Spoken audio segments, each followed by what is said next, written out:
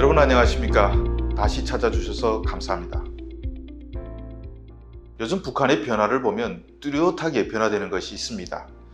그 중에서 제가 북한을 취재하다 보면 미신의 전성시대를 맞은 것 아닌가 하는 생각이 듭니다. 사람들은 당과 수령을 마음속에서 파업을 했는데 마음은 허전하니 대신 미신이든 귀신이든 아무튼 보이지 않는 존재를 채워놓고 있는 것 같습니다.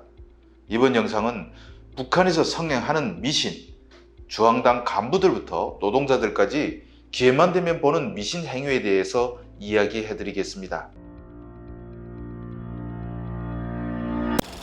우선 개인적인 경험을 말씀드리면 저도 솔직히 탈북 직전 점쟁이를 찾아갔었습니다. 김일성대에서 6년 동안 자기 운명의 주인은 자기 자신이며 자기 운명을 개척할 힘도 자기 자신에게 있다는 주체의 사상을 귀에 못이 박히도록 들었지만 목숨을 걸 순간이 되니 그따윈 소용이 없더군요. 주인인 건 알겠는데 주체 사상은 내일 내가 죽을지 살지는 알려주지 않으니까요. 지푸라기라도 잡고 싶은 심정일 때 지인이 용한 점쟁이가 있다면서 나를 데리고 갔습니다. 40대 중반 여성 점쟁이의 말 중에는 남쪽으로 가면 성공하겠어, 다 잘 될 거야 라는 말이 귀에 확 들어왔습니다. 속으로는 내가 한국 가려는 거 어떻게 알았지 하고 기겁했는데 당시 전본 값은 쌀 2kg 정도 살 금액이었습니다.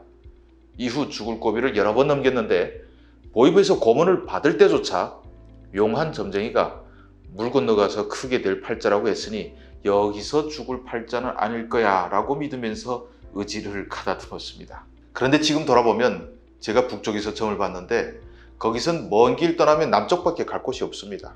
그 점쟁이 찾아가는 사람들이 당연히 먼 길 떠나기 전에 갔을 것이고 남쪽으로 갔을 거 아니겠습니까? 그러고 보면 뭐 별것도 아닌 것 같기도 하고요. 다만 쌀 2kg 가격에 잘 될 것이라는 굳은 믿음을 가졌으니까 결과적으로 손해는 아니라고 봅니다.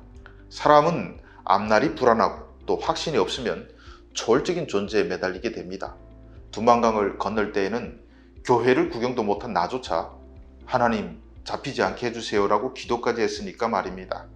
그런데 이후에 잡혀서 북송됐는데 그 얘기는 길어져서 패스하겠습니다. 물론 지금은 불안한 마음이 없으니 미신과는 담을 쌓았습니다만 남쪽에 처음 왔을 때 지하철 책 할인 코너에서 토정 비결을 발견했습니다. 그때 북에서는 토정 비결은 갑오였는데 필사본이라도 있으면 운세를 봐달라는 사람이 몰려들어서 큰 돈을 벌 수 있었습니다. 그런 귀한 책이 한국에서는 단돈 10,000원도 안 했습니다. 그래서 냉큼 샀는데 몇 년이 지나고 보니까 그 책이 어디 있는지 기억도 나지 않습니다. 탈북자들에 따르면 이젠 토정 비결은 북에서도 살 수 있다고 합니다. 옥수수는 100kg 이상 살 수 있는 꽤 비싼 그런 가격이라고 합니다. 요즘은 토정 비결보다는 두께는 한 3분의 1 정도, 너비도 한 3cm 작은 운세책이 최고 인기라고 하는데 제목은 잘 모르겠습니다. 2013년경부터는 컴퓨터가 있는 집 대다수가 한국에서 들어간 사주팔자 프로그램을 깔아놓고 매일 운세를 보는데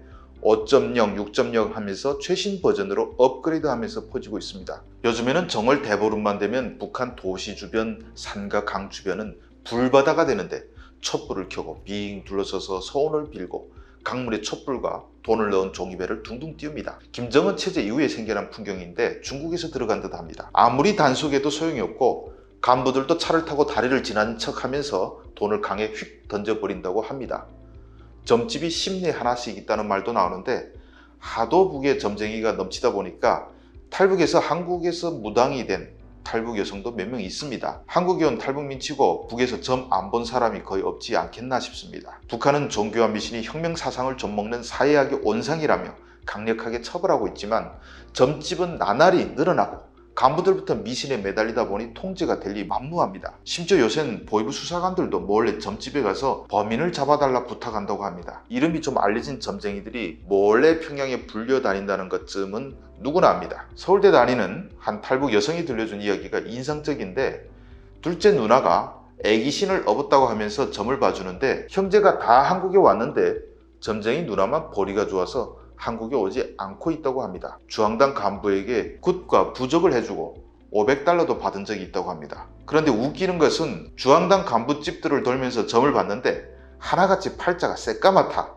그래도 돈을 받았으니 좋은 말만 해주고 왔다고 말했다고 하는 것입니다. 걸핏하면 죽으니 중앙당 간부들이야말로 미래가 제일 불안할 것입니다. 이 이야기를 들었던 것이 한 10년 전인데 기가 막히게 마친 것 아닙니까? 그때 간부들 중에 지금 살아있는 사람이 몇이나 되겠습니까? 팔자가 새까맣다는 중앙당 간부들이 가장 두려워할 액살은 안 보이는 귀신이 아니라 김정은입니다. 그런데 김씨 일가도 미신을 잘 믿습니다. 중요 대회가 소집되는 날짜를 보면 대개 손이 없는 날입니다. 김정일의 경우는 숫자 3에 집착했는데 그가 대의원 선거 때 출마한 선거구는 333호나 666호처럼 3과 연관되는 번호였습니다. 김정은도 2014년에 최고인민회의 선거구 출마한 것을 보니 111호 선거구에 출마했던데 세 숫자를 합치면 3이 되더군요. 하지만 아무리 3에 집착해도 소용이 없나 봅니다. 김정일은 69세로 죽었는데 최고의 점쟁이가 찍어주었을 숫자 3은 행운의 숫자가 아닌 애군의 숫자였던 것 같습니다. 김정일이 환생한다면 내가 다 해봤는데 사교, 미신, 점쟁이 따윈 절대 믿지 말라고 먹청껏 외칠지 모르겠습니다. 이상 오늘 북한의 미신 이야기 들려드렸습니다.